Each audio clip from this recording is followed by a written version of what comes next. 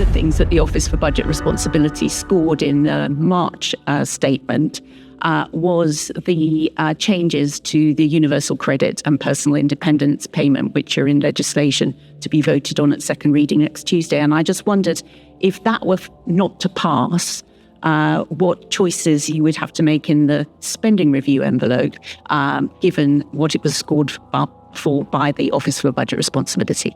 Well, first thing to say is, of course, that the government policy has not changed, and we'll be progressing with our reforms to the welfare system. Specifically in terms of the spending review, the bits that are reflected in the departmental settlements, predominantly for DWP, is in respect of their actual departmental budget, so things like employment support.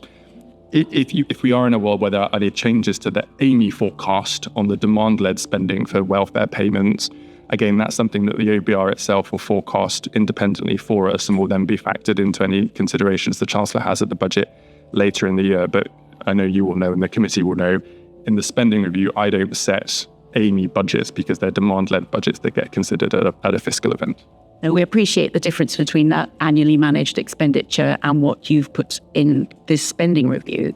But do you acknowledge that a change in annually managed expenditure can sometimes have a knock-on effect on the projections and the departmental budgets that you've got set out to 2029?